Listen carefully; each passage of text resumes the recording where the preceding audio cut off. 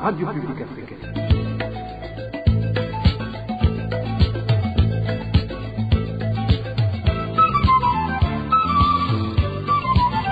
Radio Publique Africaine.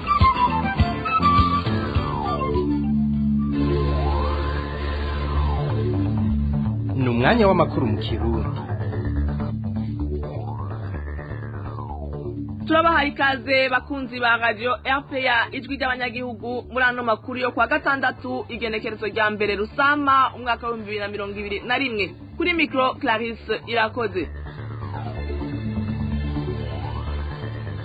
Amakuru yacu tukaza kugaruka ku munsi mukuru mpuzamakungu wahariwe abakozi usanzwe uhimbazwa buri wa mbere Rusama aho mu Burundi wahimbajwe ku civugo dukura amaboko mu mpuzu tugire urunani mu kurwana urugamba rwo kurwanya ubukene.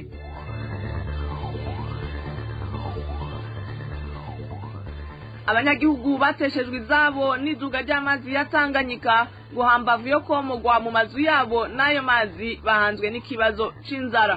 Nayo nk'uko bisanzwe ku minsi ya gatandatu mu mpera ryano makuru tukabashikiriza ikiganiro c'urunani rw'amaradiyo kw'isoko aho mugenzi wacu Josephine Johnson Munzimana aza kutuganirira ku ngaruka mbi zishobora kwibonekeza mu gihe bisa nkaho leta y'u Burundi yakoreza amaguru mu bijanye n'urukingo rwo gukingikiza ca COVID-19 kazi.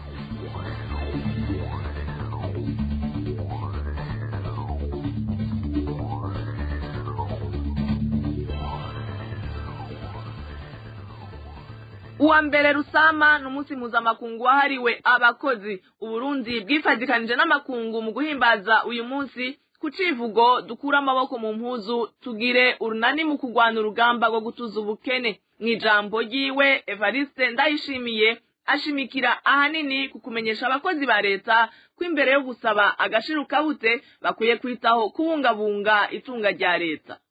Uno musi urasanga umukozi wa leta ashaka agashirukabute gakirurutse ariko we nyene abona abanyonora ikigega ca leta akihorera cyane akabakingira n'ikibaba. Mbere hari naho usanga ari we nyene ariko aranyonora agasaba impembo irengeye. Hari abandi bareka ibidandazwa byari gutanga amakori bigaca ku ruhande ariko kwezi kwahera ugasanga bariko basaba impembo. None yibaza ko iyo mpembo ikiva hehe ko haraho nyene. Hari abandi banka kuba indongozi no gufasha bene gihugu canke amashirahamwe mu bikorwa byabo hanyuma bagashaka impembo kandi abo nyene bari gusahiriza mu kigega ca leta bahomvye. None impembo ariko gashirukabute izova hehe? Abandi babarabo bari bajejwe guteza imbere ubuhinga kugira ngo amashirahamwe n'abene gihugu bimbure vyinshi baheze batange amakori n'amatagisi ariko ugasanga biyicariye mu biro kandi bagashaka impembo batariko barakora ngo izoboneke canje. Kubwanje ubusivye gukora no kurya ntakarye. Ndasubiramwo ubusivye gukora no guhembwa ntahembwe. Ikindi umukuru w'igihugu asaba abakozi n'abakoresha nuko iyo hari ukutumvikana ngo boshira imbere kuganira imbere yo gushengezanya mu masentare.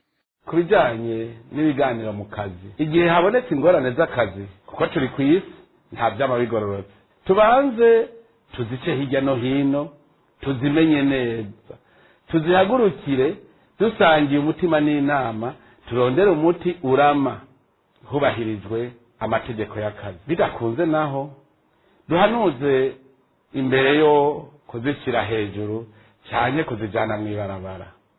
Uwo mugenzo mwiza uzotuma umwimbo wongerekana n'ibibazo bija mu masentare bigabanuka. Duhamagariye abakoresha gukuraho ijambo shebuja kuko abakozi sabaja. Abakozi nabo nibifate nk'abanyamwete nishira hamwe cyane mu gikorwa cy'abahaye akazi, bifate nk'abena akazi. Abahurikiye mu masendika niko kuko nyene nibabe abahanuzi beza mu kazi ku neza yabo ni iyishira hamwe n'iy'igihugu. Nico gituma mbere nagira mvuge yuko kuva ubu bijya bavuga ngo nta biganiro, kuva ubu ibiganiro bitegerezwa kuba, kandi ndabemereye yuko tuzoguma duhimiriza abakoresha yuko abatwara amasendika bose bagiye kuba nk'abahanuzi mu ruganda. Ibirori nyamukuru vyo kuri uyu munsi vyabereye mu ntara ya Cibitoke ari naho umukuru w'igihugu yawuhimbarije. Kuri uno munsi mukuru w'abakozi n'akazi, imyidogo ni myinshi mu bakozi b'ibisata bimwe bimwe bavuga ko bariko bakumirwa mu buzi ku karenganyo. Abo ni nk'abakozi b'amashirahamwe 6 yashizwe hamwe acika Obuha, ikigo kijejwe gutunganya ibisagara, inyubako n'uburaro. Inyuma y'imyaka igera kuri 2 ico kigo kivutse giherutse gutanga ibibazo bishasha vy'akazi, ibibazo abo bakozi bavuga ko vyaranzwe n'amanyanga menshi, bikagaragaza ko intumbero yari yo gukumira bamwe mu bari basanzwe bakorera Obuha kugira binjize abandi bipfuza. Abo bakozi basaba umukuru w'igihugu kubarenganura. Uyu numwe muri abo bakozi bidoga. Aheruka gukoreshwa ibibazo by'abazoja mu gisata ca Obuha. Ivyo bibazo navyo vyagiyemwo amahino menshi n'amanyanga menshi atagira uko umuntu yavuga, ariko bituma ivyo bibazo twavyiyamirije twivuye inyuma. Vyabaye ibibazo bikumira bamwe bikazana abandi. Nimba leta uko ivuga ko ari leta nzeye na leta nkozi, nihagarike amanyanga ariko arakorwa kagira izina ngo ni ibibazo ngo vyakoreshejwe. Amahino yatanguye kwibonekeza aho bavugiye ko umuntu arenze imyaka 45 adashobora gukora ico kibazo. Mugabo bagaca bazana bamwe barenza iyo myaka bakabakoresha ibibazo. Aho twaje tubona yuko harimo amahino menshi bagomba kwirukana abakozi bahoze bakora mu bisata bitandukanye byashyizwe muri Obuha, bakazana abandi yifuza. N'icyubahiro umukuru w'igihugu nimba yumvise agakamo kacu k'abakozi bahoze bari mu bisata bitandukanye byashyizwe muri Obuha, nagerageze adutunganirize maze turarenga ikombe. Ivyo bibazo vyakozwe igenekerezo rya 18 z'uku kwezi duhejeje kwandamukiza. Bamwe muri abakozi bavuga ko bakumiriwe ku karenganyo, bakaba bategekanya kwitura ubutungane bitwarira ikigo Obuha kuko ari we yari umukoresha wabo kuva muri Ruheshi 2019. Abandi bakozi bidoga nabigisha b'abakuta kivi bo kw'ishure ryisumbuye Lycée Municipale Cibitoke ryo muri komine Ntahangwa, basaba agahembo kabo k'amezi 6 baheraniwe n'iryo shure. Abo bigisha bavuga ko badatahura impamvu ako gahembo katevye mu gihe iryo shure ryagumye rihabwa amafaranga yabagenewe. Idonido na Eric Niyonzima. Ishuri Lycée Municipale Cibitoke rifite abigisha bakotsa kivi 5 kuva umwaka w'2020 ushira w'2021 utangura. Abo bigisha 5 ngo ntibararonswa agahembo kabo, nkuko abo bigisha bakotsa kivi bavyiganiye ikimenyesha makuru Voix de l'enseignant ngo ntibatahura igituma agahembo kabo katevye mu gihe abanyeshuri basanzwe batanga amafaranga yabagenewe batigeze bahagarika kuyatanga. Umwe mu barezi bo kuri iryo shuri yaganiriye n'ico kimenyesha makuru c'abigisha asigura ko ikibazo iryo shuri rifise ari c'uburongozi, kuko ngo amafaranga yabo bigisha arahari, abanyeshuri bayatanga ukuri kwamye. Kubw'ivyo rero abo bigisha bakutsa kivi bagabisha guhagarika akazi canke kugumya amanota mu mpera z'umwaka hamwe batoba bararonka agahembo kabo, nkuko ico kimenyesha makuru Voix de l'enseignant kibandanya kibimenyesha. Ku ruhande rw'ubuyobozi bw'iryo shuri, abarirongoye baganiriye na Voix de l'enseignant bavuga ko ico kibazo bakizi, bagahumuriza abo bigisha ko bagiye kugitorera umuti mu misi mike iri imbere. Iryo shuri rya Lycée Municipale rya Cibitoke rifise abanyeshuri barenga 1600, umwe wese ari 2500 ku gice yo guhemba abo bigisha babakosa kivi 5. Tugarutse kubijanye n'umunsi mpuzamakungu wahariwe akazi mu ntara ya Gitega, abantu bataramenyekana igitigiri bakomeretse mu gatondo ko kuri uyu wa gatandatu mu misunikano mu gihe bariko basohoka muri stade Ingoma yo mu ntara ya Gitega ahari kwahimbarizwa uwo munsi mukuru w'akazi. Amakuru ava Gitega akamenyesha ko abantu bashaka gutaha ibirori bitararangira, abapolisi bagerageza kubazibira ariko kunigana basohoka ku nguvu. Abanyagihugu bo muri zone ya Gatumba bakozweho n'iduga ry'amazi ya Tanganyika barahanzwe n'ikibazo cyo kuronka ibifungurwa muri kino gihe bateshejwe izabo n'ayo mazi. Basaba leta kubagarukira ko ibaha imfashanyo n'ibifungurwa. Ni nkuru ya mugenzi wacu Elvis Niyumwungere. Abo banyagihugu bagize imiryango 5228 nibo bakozwe ko niyo myuzure y'amazi. Bafite ikibazo cyo kuronka ibifungurwa bikwiye muri kino gihe, ibyabo byose byatwawe n'amazi. Bafite imirimo itashikiwe n'amazi niyo muri kino gihe bikora ko nayo itari bwere, kugira ntibicwe n'inzara. Uwo munyagihugu aba muri zone Gatumba. Gufungura nako nyene biracyabagoye, ashaka kwirirwa atariye akaja kurya ku mugoroba naho nyene abanje guhangayika. Bamwe bikora ku buryo bafise hanyuma bakongera bakaja mu mirima aho bari barakwise udusuka bakarima baja guhigayo utuntu tudafashe nyene, urabona ko n'igihe cyo kwimbura kitari bwagere bakazana utubayebaye bagashobora gufatisha umutima. Umutima wo gufashanya hagati y'abanyagatumba ni kimwe kandi mu bikiriko birafasha kuba barabayeho. Bamwe muri abo banyagihugu batakaje byose. Nta bintu biharitse bafungura aho ababanyi bashoboye kuronka utuntu tudafashe naho nyene basha kubaha kugira bahembuze abana. Ijambo rimwe y'inzara izohava ibakorako kubera ko n'ubwo buryo ntabwo bafise. Baravye igihe kihaciye atawubagarukirako, abo banyagihugu bo mu Gatumba babona ko umengo basa n'abibagiwe, ari nako gusaba leta kubagarukirako baronswa ibifungurwa. RPA ntiyashoboye kuronka email de Sabushimiki umushikiranganje wo gufatana mu nda hamwe na komiseri de police Aniseni Baruta arongoye urwego rw'igihugu rujejwe gukinga ibiza hamwe no kugarukira kubahuye navyo. Arakoze mugenzi wacu Elvis niyo mwungere. Mu makuru ajanye n'agateka kazina muntu, Umutama Gaspar Nzosaba w'imyaka 76 wo ku mutumba Mwiri komine ya Burambi ntara ya Rumonge yararekuwe vy'agateganyo inyuma y'indwi zibiri yaramaze apfungiwe mu gashoka komisariya ya Rumonge. Abanyagihugu bo kuri iyo mutumba barakenguruka ingingo y'ubutungane bagasaba kuye Mutama yokwezwa burundu. Basaba kandi ko yonakingirwa umutekano kubera ko batewe amakenga n'abapolisi babiri bamaze umwanya utari muto imbere y'urugo rw'uyo Mutama mu gitondo cyo kuri uyu wa gatanu nyene. Abo bapolisi gushika ubu bakaba atawashoboye kumenya abari bo n'icabagenza. Abanyororo bari mu gashoka zone Ijenda bamenyesha ko bafise amakenga ku magara yabo. Imvo ni imyotsi myinshi iva ku kirindiro c'abapolisi baricungera ibasanga aho bafungiwe, ibiheza ngo bigatuma bamwe bitaborohera guhema neza. Ido nido na Chantal Iradukunda. Agashoko muri zone Ijenda nagashoko kubatswe hafi y'igikoni c'abapolisi bo ku kirindiro co kuri iyo zone nyene. Amakuru ava mu banyagihugu bahegereye amenyesha ko abahafungiwe bangamiwe cyane n'imyotsi iva muri ico gikoni biturutse ku ruhome rugabura ako gasho n'ico gikoni rutubatse neza. Ijenda ukuntu avuye ku gipolisi abafungwa bafungirwa ahantu mu gikoni cy'abacana bateka indya z'abapolisi. Numva hari imbaragabuye, numva hari n'ire mugabo imyotsi irashikira amafungwa baca baguma bicwa n'imyotsi. Ubwo ruhome rugabura ico gikoni n'abafungwa ntirushika hejuru ku mabati, oya ntiruduga cyane. Numva imyotsi ikija hejuru ikaza kubasanga aho bafungiwe. Ico kibazo gikomeye cyane kubw'abanyagihugu. Rero abo bapfungwa muri kino gihe ngo basigaye bahema nabi kubera iyo myotsi, ari naco gituma basaba leta gukora ibishoboka byose atawura hasiga ubuzima. Ingaruka nuko umuntu agufungiye mu ndo irimo imyotsi ushobora guhera wishwe n'imyotsi wabuze gena uhumeka, ugashoka afise imetero 4 kuri 4. Baba bigejwe yuko bokura agasho impande y'igikoni cy'abo bapolisi. Ibiko ni ibintu biteye isoni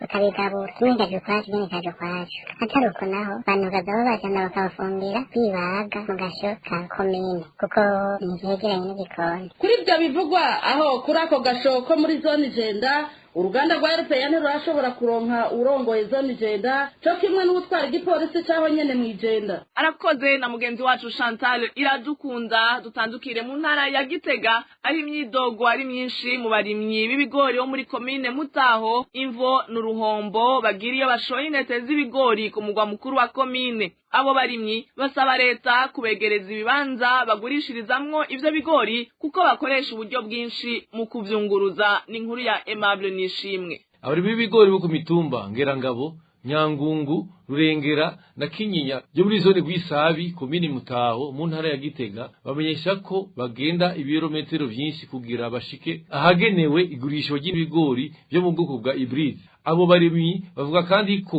kubera kuronekara kw'amabarabara abafasha kunguruza imifuko y'ibigori baheza bakabaka amafaranga y'umurengera.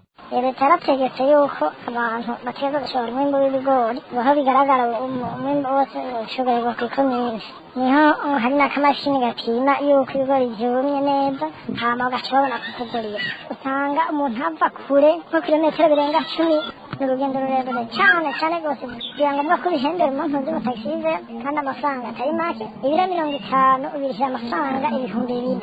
Iyindi ntambamyi abo barimyi bakunda kugira ni iyi misi bategeka kumara aho kwikomine banikiye ivyo bigori kugira vyume nk'uko ababigura bavyifuza. Hari uwo dukorana yitwaye ashambye ngo ntivyumve bacamutse ko aterezwa kuvyanikira kugira ngo bigurishwe ko araje kwisubiza inyuma acasanga naho nyina aho ndadosha kubizindikira. Icyo ngo mwari zo kwa ndere ikintu yanikira ko aje kugura hema naryo akabizana nandi masanga bari karahoma kwanikira basanga twari imisi ngahe acabona bagomba kandira umunyezama imurarira canke we nyina Igiciro cy'umurengera mu kunguruza ibigori imisi yiyongera ko babara kwikomine bariko baranikira intete z'ibigori. Ivyo vyose biri mu bikuru biheza bigatuma abarimyi b'ibigori bahitamo kubigurisha kuri magendo ku badandaza bigenga. RPA twarondeye nihori imbere Merkiad musitanteri wa komine Mutaho kugira tange umuco kuri iyo myidogo y'abarimyi yarongoye turamukena. Amakuru ajanye na politike impande zitandukanye z'abanywanyi b'umugambwe UPRONA bavuga ko bakuwe muri uwo mugambwe abandi ko barenganijwe n'umukuru w'umugambwe zirasaba ko hotunganywa ibiganiro mu ntumbero yo gutunganya amatora y'inzego zose z'umugambwe. Mwikete ryarungikiwe umukuru w'umugambwe kuri wa gatanu, izo mpande zibona ko ivyo biganiro bishobora gutuma umugambwe bavuga ko atahuri kuraja wiyunga. Ibiri muri iryo kete tubibaze Francine Mahoro. Mu ntumbero yo gutora umuti ibibazo umugambwe UPRONA uriko uracamwo muri kino gihe, uruhande rw'abadasigana bavuga ko bakuwe mu mugambwe ku karenganyo hamwe n'ubwo bavuga ko bakumiriwe, bavuga ko hategerezwa gutunganywa amanama yumvikanwe ko n'abanywanyi bose ari nayo azotuma hashirwaho inzego shasha zihurijwe ko na bose. Kuri uyu wa gatanu Isidore Mbayahaga ari mu bagize ibiro nshingwabikorwa, Gastos Ndimwo na Aniseti Niyongabo bari mu nama nkuru y'ubuyobozi bw'umugambwe bakaba barandikiye ikete umukuru w'umugambwe Abere Gashatsi bamusaba gutunganya mu maguru masha ibiganiro mu mugambwe. Abo banwanyi b'umugambwe UPRONA babona ko uwo mugambwe umaze igihe kirekire usa n'ubureremba kuko ataco uriko urakora, bavuga ko ivyo biva ku kugene inzego zirongoye umugambwe muri kino gihe kuva kwisonga gushika hasi zitemewe n'amategeko. Kukaba nkako abo badasigana bibutsa ko ikiringo c'amakomite ku rwego rw'amakomine caheze mu kwezi kwa Ntwarante 2019 kandi ko n'izindi nzego zose zisigaye caheze igenekerezo rya 14 Myandagaro. Abanwanyi bamenyesha ko babajwe nuko igikorwa co guhindura inzego cari categuwe muri Ndamukiza uyu mwaka cyaranzwe n'utunenge tutari duke. Aha banegura cane uko amanama yagiye arahamagazwa hadakurikijwe amategeko, kubona abanwanyi bamwe barakuwe mu mugambwe bidaciye mu mategeko canke bakakwa uburenganzira bwo kwitorera ababaserukira hamwe n'ibihano bidakurikije amategeko. Bavuga ko umukuru w'umugambwe Abere Gashatsi afatira abanwanyi bamwe. Mu ntumbero rero yo kunagura umugambwe abaserukira abandi basaba ko hotungano ibiganiro nk'uko umushikiranganje w'intwaro yo hagati mu gihugu n'umutekano yabitegetse imbere yo gufata ingingo yo guhagarika amanama y'uwo mugambwe. Basaba ko kandi impande zose zitavuga rumwe zoserukirwa n'abantu batatu muri ivyo biganiro. Arakoze na mugenzi wacu Francine Mahoro. Mu makuru yacu yejo twarabashikirije ukuntu ishirahamwe HCR livuga ko ritabaza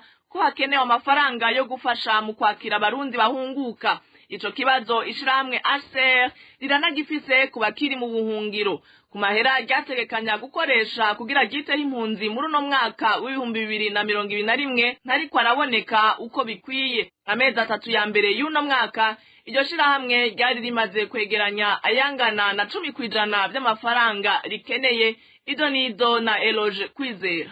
mu nteguro y'umwaka w'ibihumbi 2021 ishirahamwe ryitaho impunzi ku isi hase ryategekanye gufashisha impunzi z'abarundi amafaranga agera ku miliyoni z'amadolari amajana 222 n'ibice bitandatu, ariko kugeza itariki 31 ukwezi kwa gatatu hari hamaze kuboneka miliyoni 23 n'igice kimwe gusa, ni ukuvuga 10% ry'ayakenewe yose. Muri kino gihe rero impunzi z'abarundi zitari nke ziriko zirataha. Ishirahamwe hasere imenyesha ko ryasanze ari ngombwa ko impunzi z'abarundi zitarahitamwo gutaha zubahirizwa bikwiye mu burenganzira bwabo nk'impunzi. Iryo shirahamwe riranemeza ko izirikana ko impunzi z'abarundi zibayeho mu buzima bubi kubera ko atafashanyo ziriko ziraboneka. Aha bavuga nk'uburaro budashemeye hamwe n'igisata c'ubuvuzi kigoyagoya, ikena ry'ibifungurwa naryo rikaza rizongera isibe. Izo ngorane zose zikaba zituma mu Barundi biheba, bamwe bagahitamwo gutahuka batitayeho ku mutekano wabo, abandi bakaja mu biyayuramutwe, mu gihe abakenyezi n'abigeme nabo baheza bagahungira mu busambanyi n'ubundi buhumbu. Aha ishirahamwe hasere rikaba ryamenyesheje ko ivyo bibaraje ishinga na cane cane ku vyerekeye ifatwa ku nguvu y'abigeme n'abakenyezi. Abigeme bamwe mbere bagaca bahitamwo kubaka hataragera bibaza ko hari inyungu babikuramo. Hasere rero ikabona ko hakenewe kuronderwa ukuntu impunzi zokoroherezwa kugira ngo zishobore kwigwanako zitiriwe zirayindira imfashanyo zayo. Dusozere ano makuru ku kiganiro kw'isoko c'urunani rw'ibimenyesha makuru. Uno munsi tubabwira ingaruka zishobora kuba inyuma yo gukwega amaguru kwa leta y'u Burundi mu bijanye n'urucanco rwa COVID-19. Kw'isoko mugishikirizwa na Josephine Jones Nkunzimana. Kw'isoko Uburundi buri mu bihugu bike vyo muri Afrika bitaratangura isekeza ryo gucandaga abanyagihugu mu ntumbero yo kwikingira umugera COVID-19.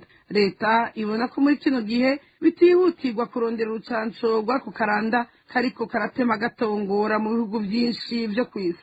Nizihe ngaruka Burundi bwo kwitega nibwabandanya gukwega amaguru? Ico nico kibazo nyamukuru tugerageza kwishura mu kigabane kw'isoko co kuri uyu wa mbere Rusama 2021. Muri kumwe na Josephine Jones Nkunzimana, ndabahaye ikaze. Kuwa 30 Kigarama mu mwaka uheze w'2020 umukuru w'igihugu yavuze ko Burundi budashobora kwihutira kurondera urucanco rwa COVID-19 kandi abandura uwo mugera baca bakira n'ingoga. Kubwa Evariste Ndayishimiye, ingingo igihugu cafashe zo kwikingira nigo rucanco nyago. Yabivugiye mu kiganiro yagiranye n'abamenyesha makuru n'abanyagihugu. Ariko ntimubona ko urucanco rwa mbere twari twarutoye, none muriko murondera urundi, none tugukinga none urucanco tugukinga nareka koze leta y'Uburundi ntari yagerageje kurondera urukingo bikwiye. Ubu niyo ya mbere yoza kurondera urukingo kandi twaratoye urukingo rw'ukuri urwo arirwo. Jemuraza ko Burundi atari ubwa mbere bwihuta bubangamiwe n'uwo mugera ku buryo ariko twakwiruka guhiga urukingo. Reka tubaze turabe iyo bica. Mugabo rero natwe urucandago rukomeye n'izirya ngingo za leta. Hari ujya mugambi sinandura sinanduza ndakira. Ubwa mbere yo kumenya yuko mu Burundi Imana araduhaye, twebwe urwaye ukaja kwivuza urakira. Inyuma yaho umushikiranganji w'amagara y'abantu akongera akaba icegera c'urongoye umugwi w'igihugu ujejwe kurwanya COVID-19 Tade Ndikumana yaciye asigura ko Burundi butagwanya urucanco, ariko ko izo ncanco zose ziriko zirakoreshwa muri kino gihe ziriko zirageragezwa, ko rero batogerageza ku banyagihugu. Ariko rero naho igisata ca ONU kijejwe amagara y'abantu kw'isi yose OMS cemera ko ubushakashatsi kuri izo ncanco bukibandanya, caratanze uburenganzira bwo gukoresha izo ncanco kugira ubuzima bw'abanyagihugu batari bake kw'isi burokogwe. Naho ibihugu bitunze gushika ubu arivyo bisa n'ivyiziziye igice kinini cane c'izo ncanco, ibihugu bidashika 10 vyo muri Afrika nivyo vyonyene bitaratangura kuzikoresha. Ibihugu bingana 47 mu mugabane wa Afrika bikaba bimaze gutanguza isekeza ryo gucandaga abanyagihugu nk'uko tubibwirwa na Jean Marie Rukundo. ibihugu 47 muri Afrika biramaze kuronka incanco za COVID-19 naho zizi isorosoro ku bw'igisata ca ONU kijejwe amagara y'abantu OMS. Iziri munsi ya 2% gusa zizitabwa ku isi nizo zimaze kuzanwa muri Afrika gushika ubu ku bwa OMS. Kuwa munani ndamukiza ibihugu 43 vyari bimaze gutanguza isekeza ryo gucandaga abanyagihugu kandi incanco zingana n'imiliyoni 13 kuzingana miliyoni 34 n'igice zari zatanzwe zari zamaze guterwa abantu ku bwa OMS. Iryo shirahamwe rikidoga ariko kubona n'izo ncanco zazanywe muri Afrika nazo nyene zidakwiragizwa ku rugero rungana uko 93% vy'izo ncanco vyagiye mu bihugu 10 gusa. Mu bihugu vyari vyakweze amaguru cane mu rugamba wo kurwanya COVID-19 harimo Madagascar yavuga ko ifise imiti kama uvura ako karanda, ariko muri kino gihe ico gihugu caratumye ko incanco zo kwikingira COVID. Izambere zikaba zitezwe mu mpera z'indwiza. Mu karere Burundi buribwo havuye bwo Burundi nyene hamwe na Tanzania, ibindi bihugu vyarataguze isekeza ryo gucandaga abanyagihugu bavyo. Ivyo bihugu bikaba ari Republika Iharanira Demokarasi ya Kongo, u Rwanda, Uganda, Kenya na Sudani y'Epfo. Biciye mu ntererano z'uburyo zitangwa n'ibihugu vya rutura mu kigega bise COVAX, ibihugu bifise amikoro make nk'Uburundi birahabwa ku buntu incanco za COVID-19 zikwiye 20% vy'abanyagihugu iyo igihugu kibisavye, kubera ko kugira igihugu kibe gikingiwe neza hakenerwa gucandaga 60% vy'abanyagihugu. Igihugu gisa kirondera izindi mfashanyo ubagira neza baba basanzwe bagifasha. Kubona leta y'u Burundi gushika ubu isa n'ifatamirenegwe kurondera izo ncanco bituma haba ingaruka zitari nke nk'uko bisigurwa n'umushakashatsi mu bijanye n'indwara z'ibiza Konakuze. Cyaragaragaye yuko iyo abantu bacanjwe ari benshi cyane, no kuvuga ku bice birenga 50%, yuko ibitigiri by'abaja mu bitaro n'ibitigiri by'abapfa bigabanuka gushika ku bice 90%. No kuvuga rero murumva yuko urwo rucanco ari ngombwa. Rero ibi bica bivuga yuko n'ubushikiranganji bw'amagara y'abantu na leta bagihanganye no kubura ibitanda byo abantu bajyanika mu bitaro no kubura abaganga bakwiye, hamwe mbere nuko babone yuko ataco bamaze, kuko iyo abantu bariko barapfa kandi batatezwa gupfa, urumva muri ico gihe amagara y'abantu kuyakingira ku rwego rw'igihugu biba bijigajika. Rero iyo umuntu yacanjwe ashobora kugira indwara nk'eri nka burya kwa giripe isanzwe akimira cyangwa kumva meze umutwe buhoro, ariko ntasinzikara ngo baje kuzurana mu bitaro nk'uko tuzinye tuvyumva nko mu gihugu cy'Ubuhindi. Rero umuntu atacanjwe ashobora rero no guhabwa akato, no kuvuga agakumirwa iyo ariko aragenda mu bindi bihugu byacanjwe. Ivyo murumva yuko navyo nyene yari biza bitorohereza ba bantu bari mu bihugu bitagomba gucanwa canke bigikwega amaguru. Hama turazi ku rwego rw'igihugu nabwo no kuvuga yuko ibihugu byacanje abantu babo byaba bikumira ibihugu bitacanje, no kuvuga bakavuga ati twebwe abantu bacu nibaje hariya wava tugarukanira iyo COVID-19 kandi yamaze no kugaragara mwayibonye igihe bimiye ubwa mbere abongereza ubasigaye bimira ibihugu nka Brazil, nka Afrika y'Epfo, Ubuhindi n'ibindi byinshi. Iyo babona mudakurikiza ingamba nk'uko ishyirahamwe mpuzamakungu y'amagara y'abantu ritegekanya, ababikurikiza baraheza bakinuba batabikurikiza. Rero ivyo navyo kumbe n'ivyo bizohava bica bishika, ugasanga mbere na bimwe byo gufashanya ku rwego mpuzamakungu canke hagati y'ibihugu navyo nyene bigiye gutosekara kubera ca gihugu kitubahiriza ingamba zafashwe ku rwego rw'isi. Leta ivuga ko ku butaka bwose bw'Uburundi abamaze guhitanwa na COVID-19 ari abantu 6, ariko Kiliziya Katolika yoyo ikaba yavuze ko gushika mu kwezi kw'indwi mu mwaka uheze abarenga 10 bari bamaze guhitanwa n'ako karanda mu gihugu. Aha rero akaba ari naho tugarukanije ikigabane kw'isoko cy'urunani rw'abamenyeshamakuru mwagishikizwe na Josephine Johnson Nkunzimana. Naho butaha cyari ikiganiro kw'isoko.